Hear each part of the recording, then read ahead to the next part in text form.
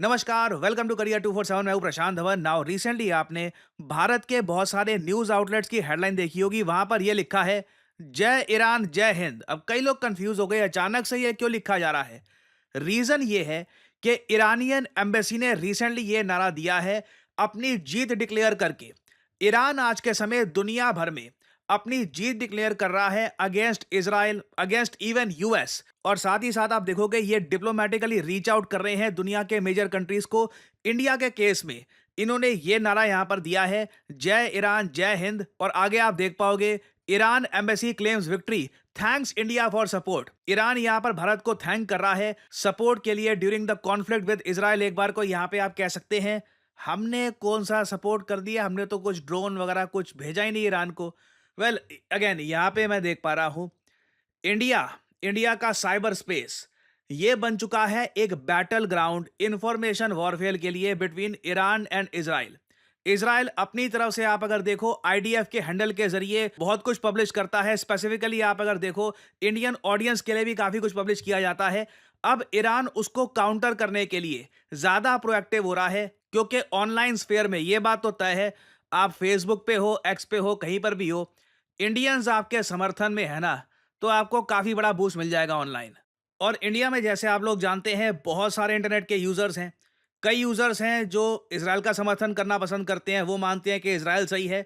कई यूज़र्स हैं वो मानते हैं ईरान ठीक है, डिपेंडिंग ऑन देयर आइडियोलॉजी। तो यहाँ पे आप देख पाओगे, अब ईरान ने भी इंडिया में जो लोग हैं जो ईरान को सपोर्ट करते हैं उनको डिजिटली ऑनलाइन रीच आउट करना स्टार्ट कर दिया है। यहां पे आप देख पाओगे, on the occasion of Iranian victory in the face of military aggression by the Zionist regime and the USA. मैं ये देख के काफी मुझे अजीब लग रहा है यहां पर कि यूएसए और इजराइल दोनों के अगेंस्ट ये जीत डिक्लेयर कर रहे हैं, जबकि यूएसए की पार्टिसिपेशन मुझको यहां पर यही दिखी, वो बी 2 बॉम्बर जो आए थे। खैर, ईरान का ये कहना है कि यूएसए ने अपना अटैक मिस कर दिया था, इनका कुछ न्यूक्लियर जो प्रोग्राम है कुछ उस पर नुकसान हुआ नहीं है, तो इसलिए कह रही हैं कि इन्होंने यूएस को भी हरा दिया। बाद में यूएस के मिलिट्री बेसिस पर मिसाइल भी बरसा दिए वगैरह, तो इसलिए यहां पर कह रहे हैं ना सिर्फ इजराइल, ईरान ने यूएस को भी हराया है। आगे कहते हैं, the embassy of Islamic Republic of Iran in New Delhi extends its heartfelt gratitude to all noble and freedom loving people of India. और इसमें सबको मेंशन कर दिया है,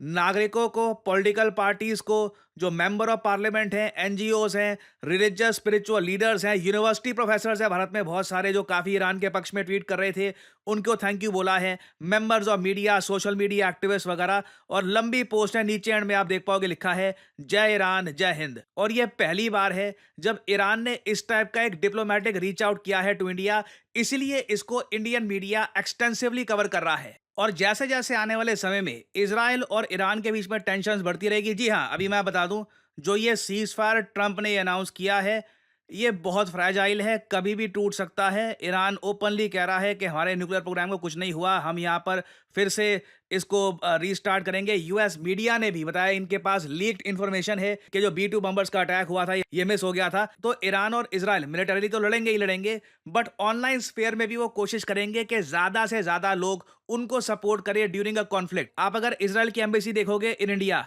ये लोग भी बहुत ज्यादा प्रोएक्टिवली एंगेज करते हैं इंडियन ऑडियंस को। लिटरली आप देखोगे प्रोफाइल फोटो में यहाँ पे लिखते हैं ये, मैं इजराइल के साथ हूँ। और नीचे बहुत सारी आप ट्वीट्स देखोगे, ये आपको हिंदी भाषा में मिल जाएगी। शुभांशु शुक्ला डेवलपमेंट को लेकर ये भारत को कांग्रेचुलेट कर रहे हैं। और आप अगर ग्राउंड लेवल पर भी देखोगे तो इजराइल के लोग अपनी तरफ से सेलिब्रेट कर रहे हैं कि वो जीत गए, वो जीत गए। ईरान में आप अगर देखोगे तो अलग तस्वीरें आपको दिखेंगी। ये आप देख पाओगे, ये इमेजेस सामने आ रही हैं आज के समय ईरान में। तेहरान में आप अगर देखो, बहुत सारे लोग बाहर निकले हैं झंडे लेकर, ये लोग सेलिब्रेट कर रहे हैं। ये लोग मान रहे हैं कि बहुत बड़ी इनकी जीत हुई है, क्योंकि जो थ्रेट इनके सामने था उसके अगेंस्ट कई कंट्रीज गिर चुकी हैं। यूएस प्रेसिडेंट बार बार कह रहे थे कि ये रिजीम चेंज कर देंगे, रिजीम चेंज कर देंगे। इन दी एंड नथिंग हैपेंड। तो इसको ये लोग सेलिब्रेट बिल्कुल कर रहे हैं। और आज के समय जो ईरान में सरकार है, वो भी इस इवेंट को एनकैश कर रहे हैं अपनी इमेज को और इंप्रूव करने के लिए अमंग द मासेस। और इंडिया में लोग एक्चुअली सपोर्ट करते किसको हैं, इस क्वेश्चन को लेकर ना बहुत इंटरेस्ट है, ना सिर्फ इजराइल में, ना सिर्फ ईरान में, इवन इंडिया में भी। रिसेंटली मैंने देखा बहुत सारे सर्वेस किए गए थे इंडिया में ही, ये जानने के लिए कि throughout this 13 day conflict, ये इजराइल ईरान की कॉन्फ्लिक्ट बहुत न्यूज में थी, इस पर बहुत कवरेज आई, Indians overall support social media पर किसको कर रहे थे। क्योंकि ये मैटर करता है, क्योंकि दोनों ईरान और इजराइल एक दूसरे के अगेंस्ट इंफॉर्मेशन वॉरफेयर कर रहे हैं। उस दौरान इंडियंस किसकी पोस्ट को ज्यादा लाइक करते हैं, जरा शेयर करते हैं, ज्यादा उनको सपोर्ट करते हैं online, it all matters. Matter ना करता होता ना, तो ईरान और इजराइल दोनों इतना एफर्ट ना डालते इन द इंफॉर्मेशन वॉरफेयर। खैर, यहाँ पे आप देख पाओगे रिसेंटली सर्वे हुआ, सर्वे सैंपल साइज यूजुअली छोटे होते हैं, 1200-2000 के आसपास। उसमें ये लोग कोशिश करते हैं कि विभिन्न प्रकार के लोगों से सवाल पूछे जाएं ताकि एक आइडिया लग पाए कि एक बड़ी मेजोरिटी क्या सोचती है। तो भारत के लोगों से यह पूछा गया कि ओवरऑल आप किसको सपोर्ट करते हो, Israel, Iran, neither of them, या पता नहीं। इंटरेस्टिंगली, जब एनडीए के वोटर्स, अभी आज के समय भारत में एनडीए की गवर्नमेंट है, जो लोग एनडीए को वोट करते हैं ना, जब उनसे पूछा गया तो वहां पर 53.9% लोगों ने कहा कि हम लोग इजराइल को सपोर्ट करते हैं। सिर्फ 10% लोग थे जिन्होंने कहा कि हम ईरान को सपोर्ट करते हैं। बाकी 22-23% के आसपास थे कि नीदर ऑफ देम, हम किसी को सपोर्ट नहीं करते, वी आर जस्ट न्यूट्रल। और बाकियों ने कहा कि पता नहीं, यहाँ पर कोई ओपिनियन अभी हमारा है नहीं। फिर अगर हम बात करें टोटल की, अगर हम इसमें एनडीए वोटर्स और बाकी जो अलायंसेस हैं उनके वोटर्स सबको अगर हम काउंट करें, तो ये परसेंटेज ऐसे बनती है, 36.7% इंडियंस सपोर्ट करते हैं इजराइल को, ईरान को सपोर्ट करते हैं 28.8% लोग, और नीदर ऑफ देम मतलब कि किसी को सपोर्ट नहीं करते, यहां पे आप देखोगे 27.3% लोग आपको दिख जाएंगे, और बाकी of course they just don't really know. बाकी आप अगर ऑपोजिशन पार्टीज का अगर देखो, तो वहां पर जो मैथ है कंप्लीटली चेंज हो जाता है। उधर ज्यादा सपोर्ट आपको मिलेगा ईरान का। ऑपोजिशन पार्टी वोटर्स में 38% पॉपुलेशन है जो ईरान को सपोर्ट करती है, 23% पॉपुलेशन है जो इजराइल को सपोर्ट करती है, और यहां पर भी नीदर ऑफ देम वाली जो पॉपुलेशन है ये आपको 28% के आसपास मिलेगी। और आप अगर मुझसे पूछे, सबसे ज्यादा समझदार लोग यही है जो कहते हैं कि we support neither of them, क्योंकि मैं आपको साफ साफ ये बता दूं, अगर Israel Iran conflict in the future होती है, क्योंकि खैर अभी भी ना हमको पता नहीं है कि ईरान के न्यूक्लियर प्रोग्राम के साथ हुआ क्या है। इनके वाइस प्रेसिडेंट की रिसेंटली एक कमेंट आई थी, वो कह रहे थे कि जो हमारी न्यूक्लियर जो साइट थी वहां पर फॉर्दो में उसको सिग्निफिकेंटली डैमेज किया गया है। अमेरिकन मीडिया खुद कह रहा है इंटेलिजेंस असेसमेंट जो इनके पास जो लीक हो गई है इनके पास, ये यहाँ पर कह रहे हैं कि जो यूएस की स्ट्राइक्स है इन्होंने डिस्ट्रॉय नहीं किया ईरान की न्यूक्लियर साइट्स को। तो इसको लेकर काफी अभी असमंजस है कि एक्चुअली ईरान के न्यूक्लियर प्रोग्राम का स्टेटस है क्या। क्या सडनली ईरान एक दिन एक न्यूक्लियर टेस्ट करके अपने आप को डिक्लेयर कर देगा एक न्यूक्लियर वेपन वाला देश या नहीं। तो इस बीच ना मैं आपको साफ साफ ये बता दूं, बिल्कुल कभी भी फिर से वॉर स्टार्ट हो सकती है इजराइल और ईरान की, और इस बार हो सकता है कि कंट्रोल में भी ना आए चीजें।